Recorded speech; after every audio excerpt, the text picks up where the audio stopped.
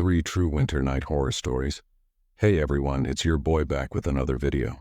Tonight I've got 3 deeply unsettling winter stories that were sent to me by viewers. These took place during those long, dark winter nights when the cold seeps into everything, and the darkness feels just a little bit heavier than usual. Now, I've said this before, but there's something uniquely terrifying about winter. The sun sets at like 4:30 in the afternoon. The snow muffles every sound, and if you're out there alone, you're really alone. These stories take full advantage of that isolated, frozen dread. So turn off your lights, get comfortable, and let's get into it. Story 1. The Cabin in the Woods. This first story comes from a guy named Derek, who was 24 at the time this happened. Derek and 3 of his college friends, Matt, Jesse, and Brandon, decided to rent a cabin in northern Vermont for a long weekend back in January of 2019. You know, one of those classic getaway trips where you disconnect from everything. Drink some beer, play cards, maybe do some hiking. Just guys being guys in the woods. The cabin they rented was about 40 minutes outside the nearest town, down this winding dirt road that barely got plowed. Derek said the listing online looked perfect. Rustic, cozy, wood-burning stove, the whole 9 yards. What the listing didn't mention was how incredibly isolated it was. I'm talking no cell service, no neighbors for miles, just dense pine forest in every direction. They arrived on a Friday evening, right as the sun was setting. Derek remembered the drive up being eerily quiet. The snow was coming down pretty heavily, and the road was basically just 2 tire tracks cutting through the white. When they finally pulled up to the cabin, it looked exactly like the photos. Small A-frame style with a covered porch and stacks of firewood on the side. The first night was completely normal. They unpacked, got the fire going, made some food, played poker until like 2 in the morning. Derek said the only weird thing was how quiet it was. He'd been camping before, been to remote places, but this was different. There were no animal sounds, no wind rustling through the trees, just this heavy, oppressive silence that seemed to press in on the cabin from all sides. Around 3 a.m., Derek woke up needing to use the bathroom. The cabin was freezing because the fire had died down, and his breath was coming out in visible clouds. As he was walking down the narrow hallway, he passed a window that looked out onto the back of the property, and that's when he saw it. A figure standing at the tree line, maybe 50 yards from the cabin. Derek stopped dead in his tracks, his heart immediately hammering in his chest. The figure was just standing there, perfectly still. It was hard to make out details because of the darkness and the falling snow, but it looked like a person, tall, wearing dark clothing. He rubbed his eyes, thinking maybe he was still half asleep and seeing things. But no. When he looked again, the figure was still there. Same spot, not moving. Derek stood at that window for probably 2 full minutes just watching. The figure never moved. Didn't shift weight, didn't turn, nothing. Just stood there like a statue at the edge of the woods. Finally, Derek convinced himself it had to be a tree or a shadow playing tricks on him. His mind making shapes out of nothing. He finished up in the bathroom and went back to bed, but he had a hard time falling asleep. He kept picturing that dark shape standing there in the snow. The next morning, he didn't mention it to the guys. He felt stupid about it, honestly. They spent Saturday hiking, exploring the area, and just hanging out. That evening, they made a big dinner and settled in for another night of cards and drinking. Around midnight, Matt got up to grab more beer from the cooler they'd left on the porch. He opened the front door and immediately froze. Guys? His voice had this weird quality to it. Not scared exactly, but definitely unsettled. The other 3 got up and walked over to where Matt was standing in the open doorway. He was staring down at the porch. There, in the fresh snow that had fallen over the past few hours, were footprints. Boot prints leading right up to their front door. They stopped directly in front of the entrance, then turned around and headed back toward the woods. But here's the thing that made Derek's blood run cold. The prints came from the woods, approached the door, and then walked backward in the exact same tracks to leave, like someone had walked up to their door, stood there for God knows how long, then carefully stepped backward in their own footprints to return to the trees. "What the fuck?" Jesse said. "When did those get there?" Nobody had an answer. They'd been inside all evening. The snow had only started up again around 10 p.m., so someone had approached their cabin while they were inside. Lights on, clearly occupied sometime in the last 2 hours. Brandon, who was usually the tough guy of the group, suggested maybe it was the property owner checking on them, but Derek pointed out that the listing clearly said they'd have total privacy for the weekend, and why would someone approach the door but not knock? They ended up bringing the cooler inside and locking the door. The vibe in the cabin had completely shifted. Nobody wanted to say it out loud, but they were all thinking the same thing. Someone is watching us. Derek barely slept that night. Every little sound, the cabin settling, branches scraping against the roof, had him wide awake listening. Around 4 a.m., he heard something that made his skin crawl. Footsteps crunching in the snow, slow, deliberate, circling the cabin. He lay there in his sleeping bag, absolutely frozen with fear, listening to someone walk around the exterior of the cabin. The steps would pause at each window, then continue on.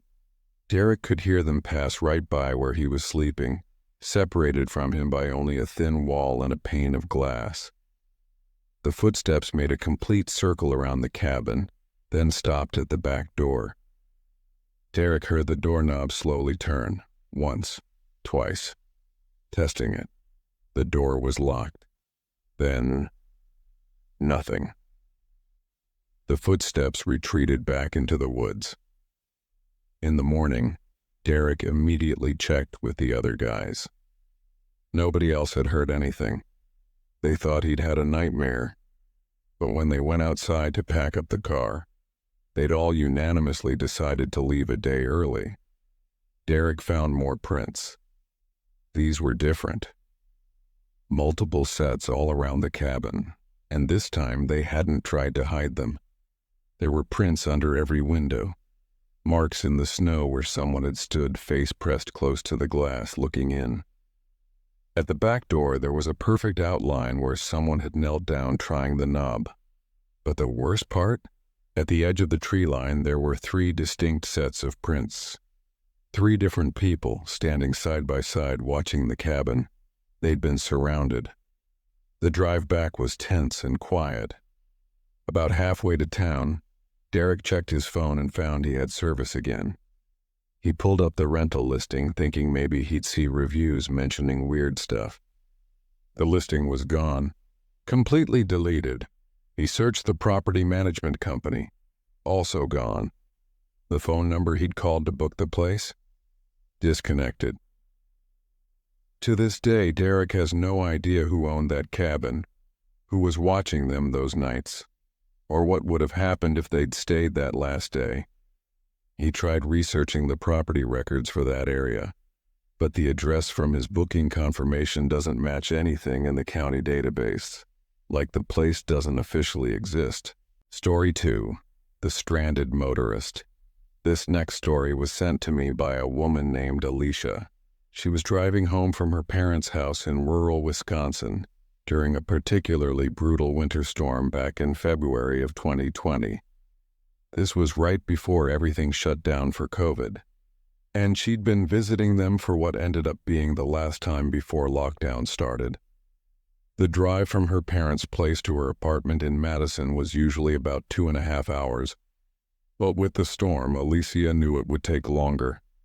The snow was coming down so hard that visibility was maybe 20 feet. The roads were mostly empty. Anyone with sense was staying home. But Alicia had to work the next morning and didn't have a choice. She'd been driving for about 90 minutes, somewhere on County Road M, when her car started making a weird noise. like a grinding sound coming from the engine. Then her temperature gauge shot up into the red. "No, no, no," she remembers saying out loud, pleading with the car to just hold on until she could reach a gas station or rest stop. But about 2 miles later, steam started pouring out from under the hood, and she had no choice but to pull over. This was bad. Really bad. She was on a 2-lane county road in the middle of nowhere during a blizzard. Her phone showed 1 bar of service, but when she tried to call for help, the call wouldn't connect. She tried several times, 911, her parents, her boyfriend. Nothing would go through. The snow was piling up fast, and her car was rapidly becoming invisible. Just another white mound on the side of the road. Alicia knew she couldn't stay in the car. Without the engine running, the heat was already fading, and she could feel the cold seeping in through the doors. She'd passed a farmhouse maybe a mile back. She remembered seeing the lights on as she drove by. That was her best option. Walk back to the farmhouse, ask to use their phone, wait inside where it was warm while help came. So Alicia bundled up in everything she had: winter coat, scarf, gloves, her wool hat, grabbed her phone and her purse, and started walking. The wind was vicious, driving the snow directly into her face. The road was completely covered, and she had to stay right on the edge where the shoulder met the ditch to make sure she didn't wander off into the woods. The walk was miserable. Each step was a struggle through ankle-deep snow, and the cold was so intense it made her lungs hurt. But after about 20 minutes of walking, she saw them, the lights of the farmhouse glowing warm and welcoming through the storm. As she got closer, she could make out more details. It was a big old-fashioned farmhouse with a wraparound porch, the kind you see in paintings of rural America. There was a truck in the driveway, half buried in snow and smoke coming from the chimney. Someone was definitely home. Alicia practically ran the last 100 yards, so relieved she almost cried. She climbed the porch steps and knocked hard on the front door. No answer. She knocked again, harder this time. "Hello, I need help. My car broke down." Still nothing. This didn't make sense. The lights were on. She could see them through the windows. There was smoke from the chimney. The truck in the driveway had only a light dusting of snow on it, meaning someone had driven it. Recently, Alicia tried the doorknob, locked. She moved to the front window and cupped her hands against the glass to peer inside. What she saw made her breath catch in her throat.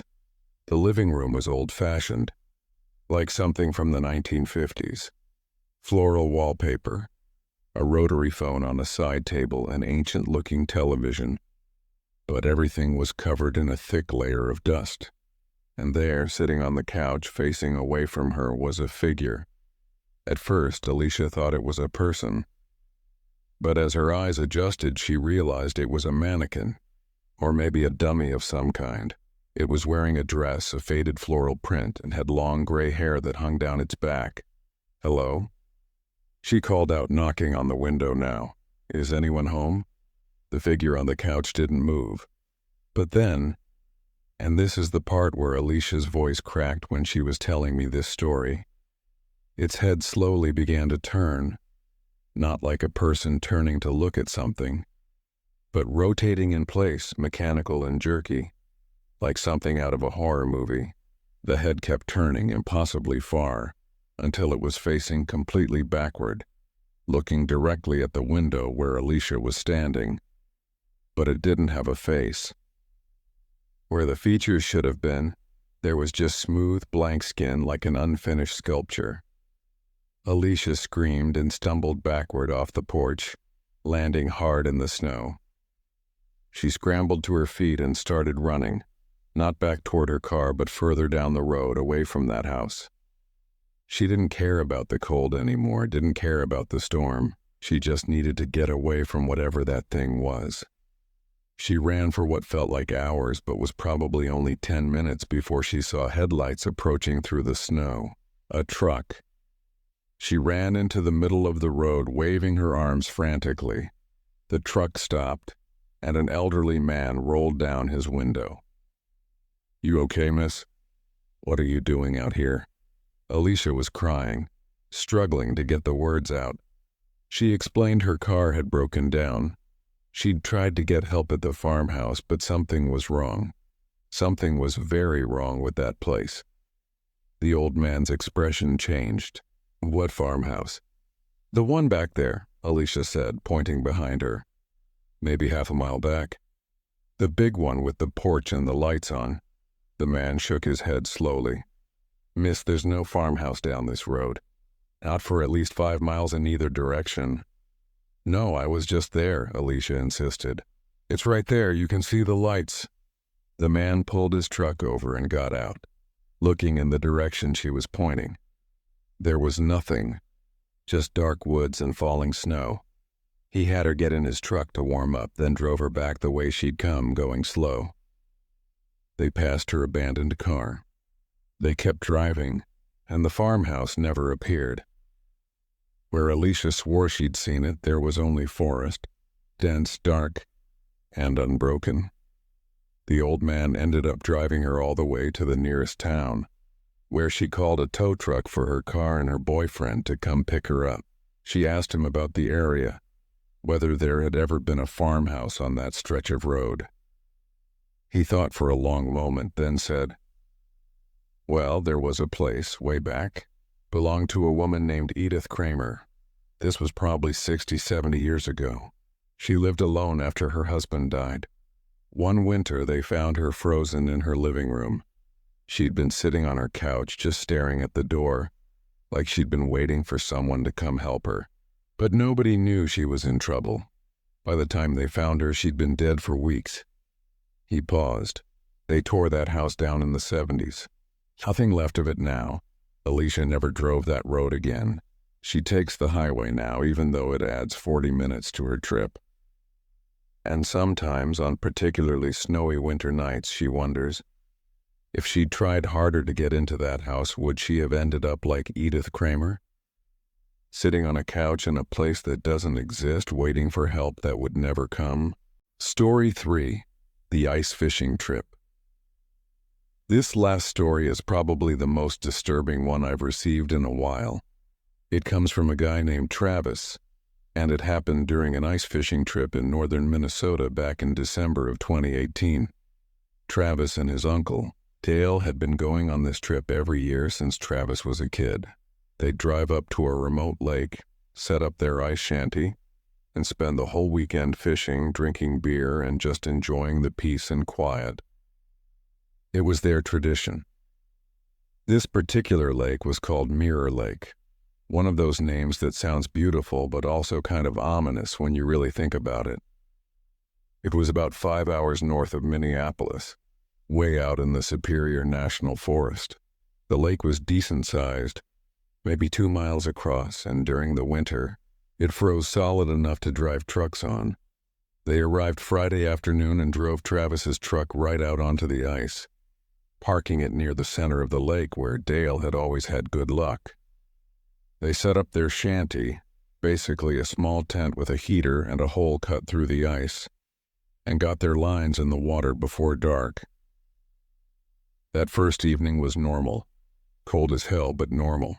They caught a few pike, had some sandwiches, and Travis's uncle told the same stories he told every year. Around 10 p.m. they were settling in for the night. They usually slept in the shanty in their sleeping bags when they heard it. A voice calling out across the ice. "Help! Somebody help me!" It was distant but clear, echoing across the frozen lake. Travis and Dale looked at each other, then scrambled out of the shanty. The night was incredibly clear, with a full moon that made the snow-covered ice glow almost blue.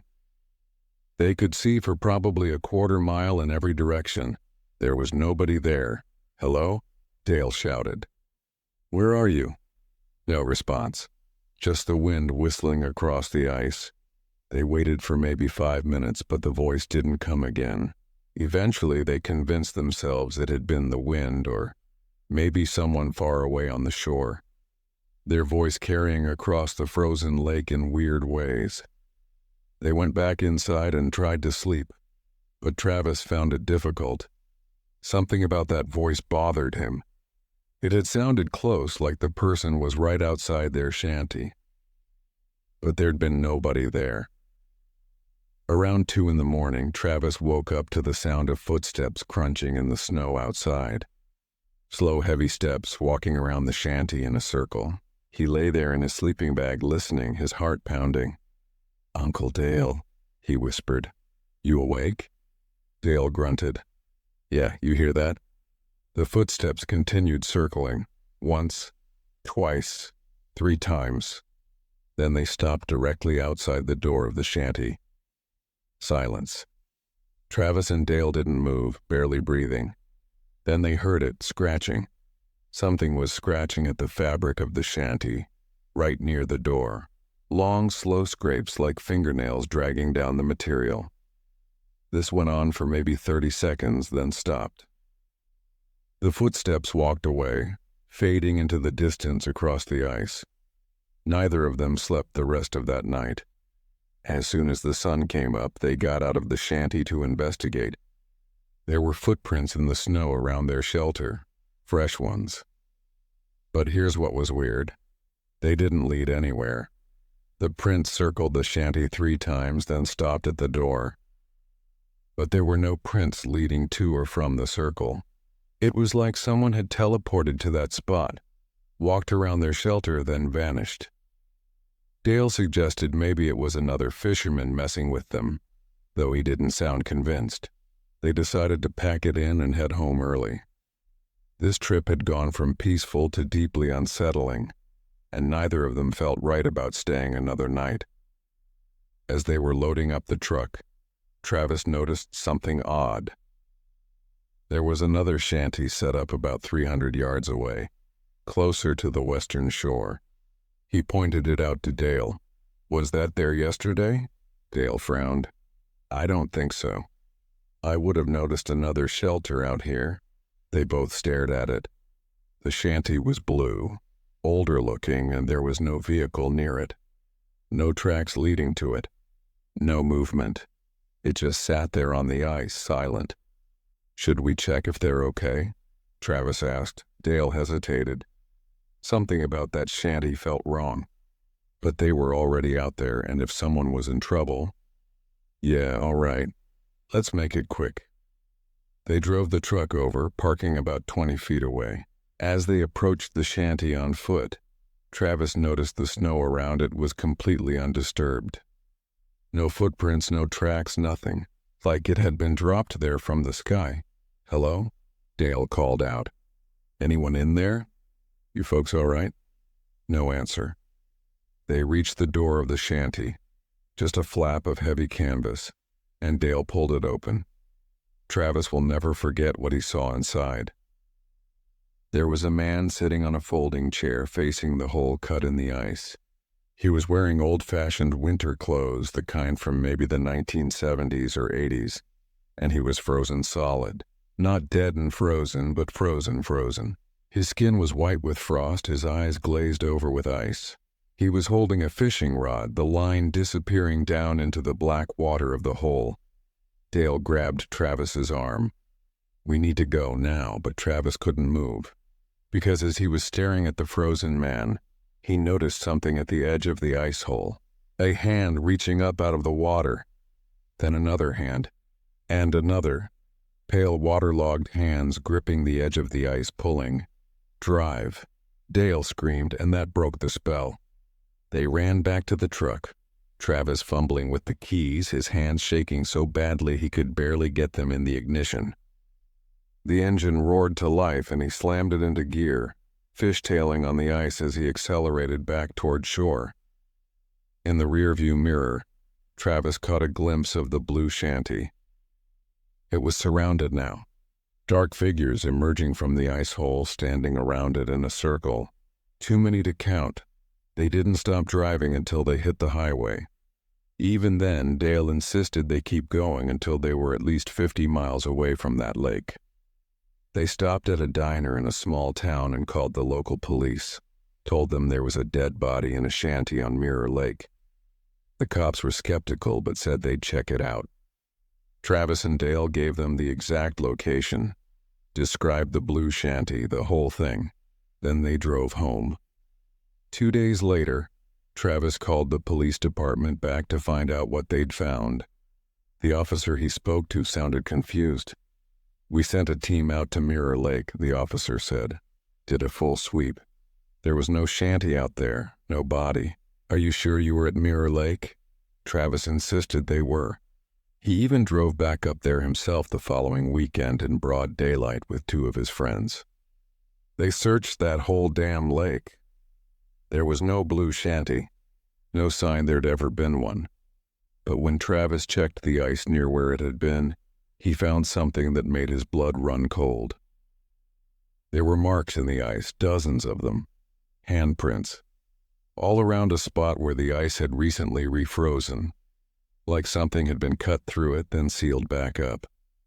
Travis doesn't go ice fishing anymore. His Uncle Dale refuses to even talk about that trip. And if you look up Mirror Lake online, you'll find exactly one interesting piece of information. Back in 1973, a man named Robert Kellerman went missing during an ice fishing trip. They found his truck on the ice, his shanty set up, but Robert was gone. The hole in the ice was still open, his fishing rod lying next to it. They never found his body. The lake is over 200 feet deep in the center. They think he fell through and drowned. His body was probably trapped under the ice somewhere, they said, but Travis knows better. He knows that some people don't just drown and disappear. Some of them stay down there under the ice in the dark water, waiting, and maybe, just maybe they get lonely. Maybe they want company. Maybe that's why they call out for help on clear winter nights. Their voices echoing across the frozen lake, hoping someone will answer, hoping someone will join them. So those were the 3 winter horror stories for tonight. I hope you guys enjoyed them, or, well, not enjoyed exactly, but you know what I mean. If you have your own creepy winter stories, send them my way. I'm always looking for new content, and who knows, your story might end up in the next video. As always, stay safe out there. And if you're ever in a situation like Derek, Alicia, or Travis, trust your gut. If something feels wrong, it probably is. Thanks for watching. I'll see you in the next one.